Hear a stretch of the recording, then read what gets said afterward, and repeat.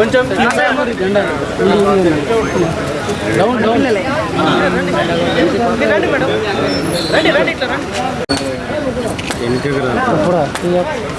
ఏం పడుతుంది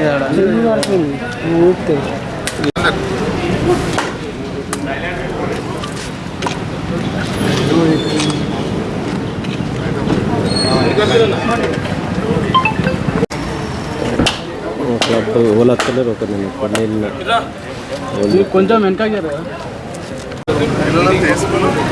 కొంచెం వెనకారుగా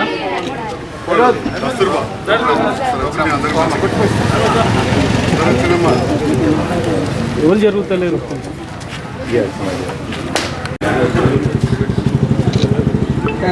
వెనుక పట్టుంది కొంచెం అత్తని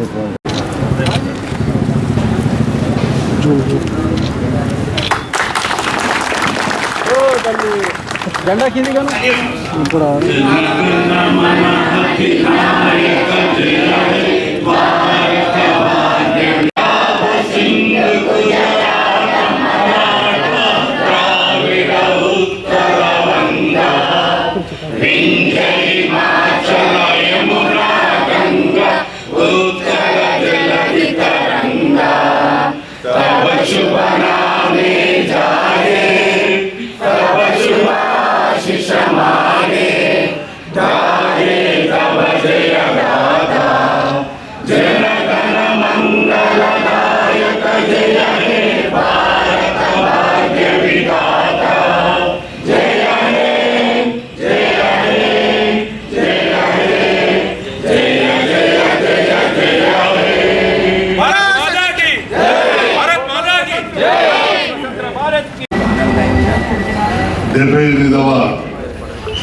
స్వాతంత్ర దినోత్సవ సందర్భంలో ఈరోజు ఎమ్మెల్యే క్యాంప్ ఆఫీస్లో జెండావిష్కరణ కార్యక్రమంలో పాల్గొన్న గౌరవ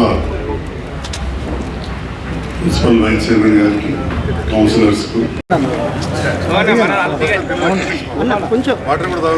సార్ ఇక్కడ చిన్న ఇక్కడ చూడండి మీరు వెనక సపోర్ట్ సార్ కాలే స్వాతంత్ర దినోత్సవ శుభాకాంక్షలు తెలియజేస్తాం. భారతదేశం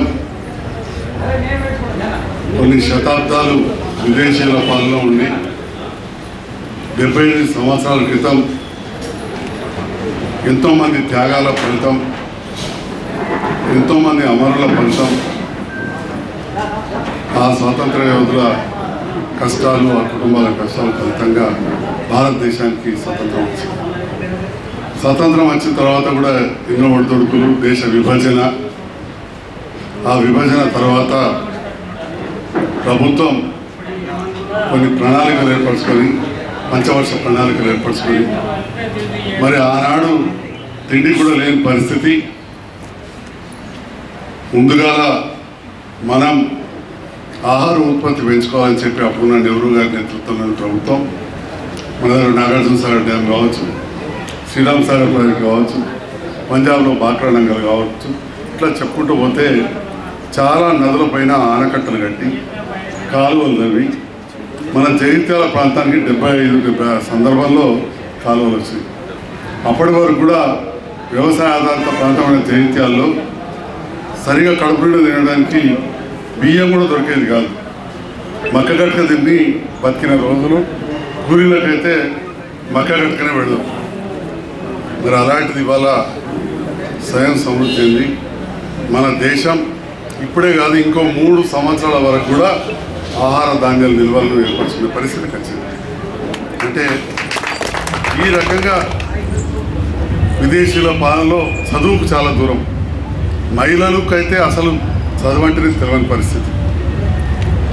అలాంటిది మన స్వతంత్రం వచ్చిన తర్వాత చాలా ప్రాంతాలలో అప్పర్ ప్రైమరీ స్కూల్స్, జిల్లా పరిషత్ స్కూళ్ళు ఇవన్నీ ఏర్పాటు చేసి పట్టణాల్లో మున్సిపల్ పరిధిలో మున్సిపల్ స్కూల్స్ ఇవన్నీ ఏర్పాటు చేసి విద్య కావచ్చు, తర్వాత వైద్యం ఒక్కటొక్కటి పెడతా వచ్చింది. ఇక జనాభా బాగా పెరిగింది. మరి అయినా కానీ దానికి అనుగుణంగా ప్రభుత్వాలు ఒక్కొక్క నిర్ణయం తీసుకొని ప్రభుత్వం ఎప్పుడైనా కానీ ప్రజల సంక్షేమం అభివృద్ధిని దృష్టిలో పెట్టుకుని పనిచేయాలి. ఏ ప్రభుత్వం వచ్చినా ఆ ప్రభుత్వ లక్ష్యం ఏదైతే జరుగుతున్న అభివృద్ధిని నిరంతర ప్రక్రియగా ఇంకా గొప్పగా చేసుకుంటాం. వాళ్ళు ఎవరెవరు కూడా వాళ్ళ జేబులలోకి వెళ్ళారు. ఏ ప్రభుత్వం వచ్చినా ప్రజల సొమ్ము ఏదైతే పన్నుల ద్వారా ప్రభుత్వానికి వస్తుందో దాన్ని ఎక్కువగా సమకూర్చుకొని దాన్ని మళ్ళీ పేద ప్రజలకు పంచడం, దాంతో పాటుగా కన్స్ట్రక్టివ్గా ఇన్ఫ్రాస్ట్రక్చర్ డెవలప్ చేసి ఉద్యోగ ఉపాధి కల్పించినప్పుడు ఆ దేశం అభివృద్ధి చెందుతుంది. మరి చాలా సంవత్సరాల నుంచి కూడా ఉండి మనది ఇంకా అభివృద్ధి చెందుతున్న దేశంగానే ఉంది, అభివృద్ధి చెందిన దేశంగా రాలేదు. మరి ప్రజలందరూ భాగస్వామ్యం ఉంటేనే ఎప్పుడైనా కానీ దేశం అభివృద్ధి చెందుతుంది. ప్రభుత్వంతో పాటు ప్రజలు కూడా భాగస్వామ్యం, మరీ ముఖ్యంగా యువత భాగస్వామ్యం అయినప్పుడు దేశం అభివృద్ధి చెందుతుంది. పెద్ద స్థాయిలో ఇంజనీరింగ్ కాలేజీలు రావచ్చు, మెడికల్ కాలేజీలు రావచ్చు. ఇక్కడ ఐటీఐ వచ్చింది, ఎప్పుడో వచ్చింది, గదే షెడ్యూల్ ఉన్నది.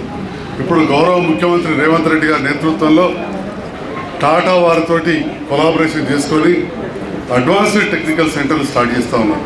దాదాపు 60 చేస్తూ టెక్నికల్ యూనివర్సిటీ అనేది ఫస్ట్ టైం మొన్న పొంగర్కలం దగ్గర ఏర్పాటు చేయడం జరిగింది. 2వ తారీఖు నాడు వారు భూమి పూజ చేశారు. ఆనంద్ మహీంద్రా గారిని చైర్మన్ చేశారు. మహీంద్రా గ్రూప్ అంటే మనందరూ తెలుసు, మహీంద్రా జీవులు, మహీంద్రా ట్రాక్టర్. ఆనంద్ మహీంద్రా గారిని చైర్మన్ చేశారు. అంటే యువతకు ఉపాధి పెంచాలనే ఒక గొప్ప ఆలోచన మన యువ ముఖ్యమంత్రి గారికి వచ్చింది. అట్లే స్వయాన రైతు బిడ్డైన యువ ముఖ్యమంత్రి రేవంత్ రెడ్డి గారు రైతుల అప్పులు ముందుగా తీరిస్తే ఆ తర్వాత వాళ్ళ కాళ్ళ మీద వాళ్ళు నిలబడతారని చెప్పి మరి దేశంలో ఎక్కడా లేని విధంగా ఒక్కసారి హయ్యెస్ట్ అమౌంట్ ఇప్పటికే దాదాపు 16,000 కోట్లు మనం రుణమాఫీ చేసాం. ఈరోజు 2 లక్షల వరకు కూడా రుణమాఫీ జరగబోతున్నది ఖమ్మంలో. అదేవిధంగా సీతారామ ప్రాజెక్టు కూడా అంకురార్పణ చేస్తూ ఉన్నారు. మన విదేశాలలో ఎన్నో పెట్టుబడులు తీసుకొచ్చారు. దీని ద్వారా తర్వాత కూడా ఇక్కడ మనందరికీ కూడా రైతులు కూడా పరిచయాలు, ఇంకా రుణమాఫీ కాని వాళ్ళు ఉంటే మన దృష్టికి తీసుకొస్తే తప్పకుండా ఆ నిబంధనలకు అనుగుణంగా ఎవరికి కాలేదో వారికి కూడా చేయిద్దాం. ఈ తెలంగాణ రాష్ట్ర అభివృద్ధి, దేశాభివృద్ధితో పాటు తెలంగాణ అభివృద్ధి కావాలి, మన ప్రాంతం కూడా అభివృద్ధి కావాలి.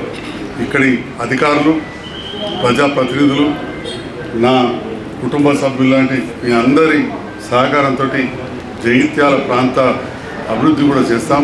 మా పాత్రికేయ మిత్రులు కూడా మళ్ళీ ఒకసారి కోరుతా ఉన్నా, సహకారంతో చేసినాం.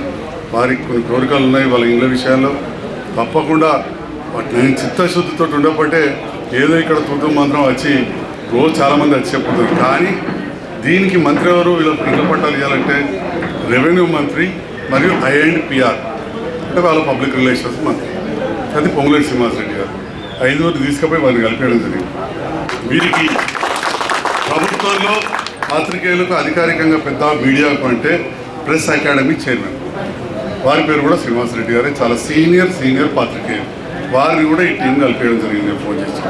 మరి కాబట్టి మాట మీద విశ్వాసం ఉంచండి. తప్పకుండా ముఖ్యమంత్రి గారితో మాట్లాడి, ఇదివరకే మాట్లాడిన ఆల్రెడీ ముఖ్యమంత్రి గారితో, తప్పకుండా నేను నెరవేరుస్తామని చెప్పి ఈ సందర్భంగా తెలియజేస్తాను.